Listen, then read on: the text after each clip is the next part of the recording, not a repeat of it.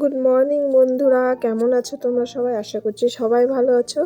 তো ঠান্ডা দিন তো পড়ে গেছে, এর জন্য সকাল সকাল মাম্মামকে চ্যবনপ্রাশ একটু দিয়ে দিচ্ছি খাবে। আর বানিয়ে নিয়েছি চা, আর মাম্মামের জন্য নিয়েছি দুধ। তো দুধ বিস্কুট আর চা আমরা খাই। তো চলো বন্ধুরা, আজকের ভিডিওটা তোমাদের সঙ্গে নিয়ে শুরু করছি। বেশ দুই তিন দিন পরের থেকে আবার ভিডিওটা শুরু করছি। আশা করি তোমরা আমার পাশে থাকবে এবং আমার সাথে থাকবে। তো ভাবলাম বিছানাটা ঝলমলে রোদ্রে উঠেছে, আগে বিছানা মানে লেপের ওষারটা ধুয়ে দেবো, আর সব কিছু লেপ ব্ল্যাঙ্কেট বালিশগুলো রোদ্রে দিয়ে তারপরে রান্নাঘরে যাই। আর আজকে ভাত খাবো না, ভাবছি সকালে খাবো রুটি।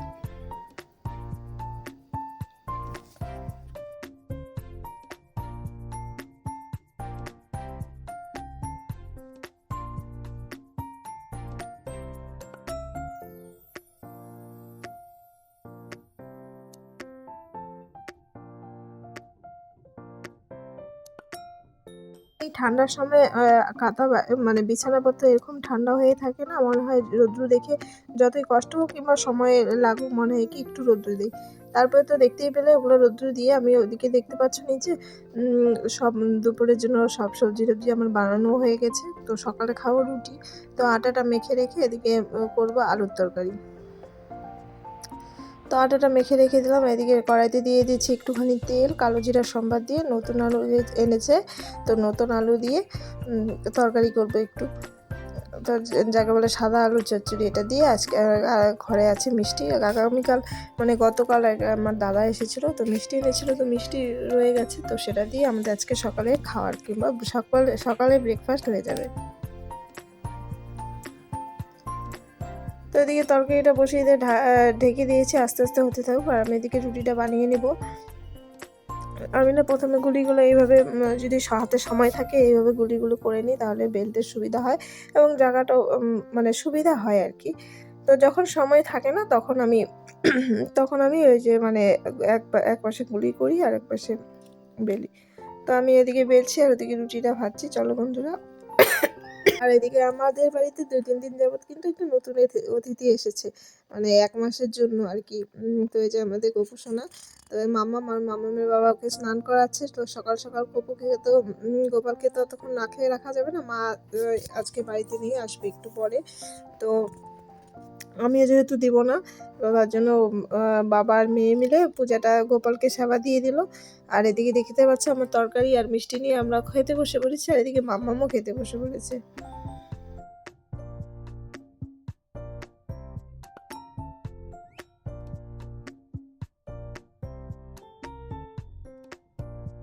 মামার তো তখনই স্নান হয়ে গেছিল ওর বাবার সঙ্গে গোপাল পূজা দিবে দেখে। তো তারপরে এটা অনেকক্ষণ পরে আমার রান্না সম্পূর্ণ কাজ হয়ে গেছে। মামামের মানে খাওয়া দাওয়া হয়ে গেছে, দেখতে পাচ্ছ। ঘুমানোর জন্য আমি বিছানা মশি টশি টানিয়ে দিয়েছি, তারপরে এই যে রং নিয়ে বসিয়ে দিয়েছি, ও একটু খেলুক, ততক্ষণ আমরা খেয়ে নিই। তো এই যে করেছিলাম লাউ ঘন্টা, বেগুন ভাজা আর ফুলকপি আলুর তরকারি। আজকে তো সোমবার, নিরামিষ। তো গুড ইভিনিং বন্ধুরা, আবার সেই সন্ধ্যার সময় এসেছি। তো আজকে বানাবো একটু কি বলো তো, সন্ধ্যার সময় আমি কড়াই বসিয়ে দিয়েছি, দিয়ে দিলাম 5 ফোড়ন, শুকনো লঙ্কা, তেজপাতা। তো ততক্ষণে তো তোমরা বুঝেই ফেলেছো আমি একটু করব আচার, মানে জলপাইয়ের আচার করব। সর্ষের তেল দিয়েছি, তোমরা কিন্তু সর্ষের তেল দিয়েই করবে আচারটা, কারণ সর্ষের তেল দিয়ে আচারটা ভালো হয় আর কি। তো এই যে জলপাইটা আমি একটু হলুদ লবণ দিয়ে একটু জল ফুটিয়ে ভাপ দিয়ে নামিয়ে নিয়েছি, কারণ জলপাইগুলো নরমই ছিল, কাঁচা ছিল না, বেশি সিদ্ধ করতে হয়নি। তো এদিকে দেখো আমি সিদ্ধ জলপাইগুলো দিয়ে বেশ অনেকক্ষণ নাড়াচাড়া করে নেব।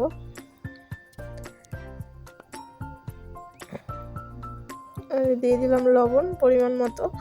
তো এদিকে আমি একটু বাদাম ভেজে নিয়েছি, করবো আজকে বাদাম দিয়ে যে গুড় দিয়ে কী বলে, চিকটি না কি বলে ওটা। তো যাই হোক, আগে এই যে জলপাইটা ভালো করে ভাজা ভাজা করে নিই, নাড়াচাড়া।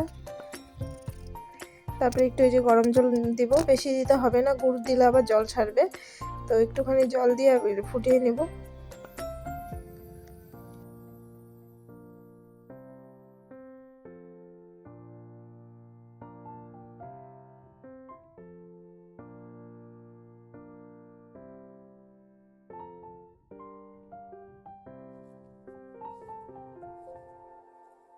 আর এদিকে গুড়টা গলানোর জন্য একটু হালকা গ্যাসটা জ্বালিয়ে দিয়েছিলাম জল দিয়ে, তো গুড়টাও দিয়ে দিলাম। তো এদিকে না আমি প্রথমে হলুদ দিতে ভুলে গেছিলাম, তারপরে দেখতে তো পেলে একটু হলুদও দিয়ে দিয়েছি। তো গুড়টা দিচ্ছি আর একটু চিনিও দিয়ে দিলাম। দুইটা মিক্সড, গুড়ের ভাগটা বেশি থাকবে, চিনিটা একটু দেখতে দিতে পেলে। আর এদিকে দেখো আমার গ্যাসের কি অবস্থা। তো চলো আমার আচারটা হয়ে গেছে, বলতে এখন আর একটু টানাবো, তারপরে নামিয়ে নেব।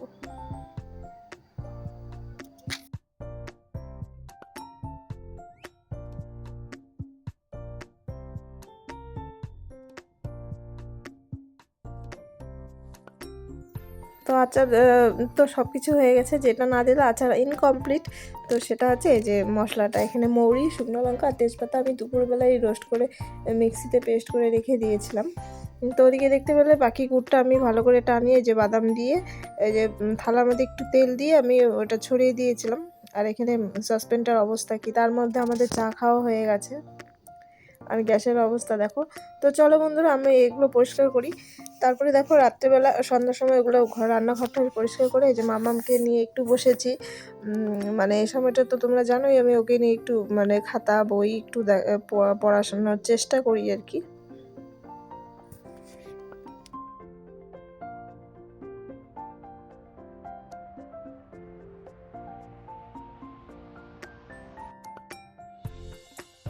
তারপর আমাদের খাওয়া দাওয়া হয়ে গেছিলো, আজকে গরম গরম সিদ্ধ ভাত খেয়েছি আর দুপুর অল্প তরকারি ছিল। তো এখন একটু মুখটা ধুয়ে এসে আমি ক্রিমটা লাগিয়ে নিয়ে মাথাটা আসছি, শুয়ে পড়বো। যাই হোক বন্ধুরা, আজকের মতো ভিডিওটা এখানেই রাখছি। এখন বেজে গেছে প্রায় 11টা। দেখতে পাচ্ছ ওখানে বাসন, মানে কয়েকটা খাওয়ার বাসনই ছিল, ওগুলো সকালে ধোবো। সম্পূর্ণ আমার ধোয়া হয় না, কিন্তু রান্নাঘর আমি পরিষ্কার করে রাখি। তো চলো বন্ধুরা, টাটা, গুড নাইট, ভালো থেকো, সুস্থ থেকো।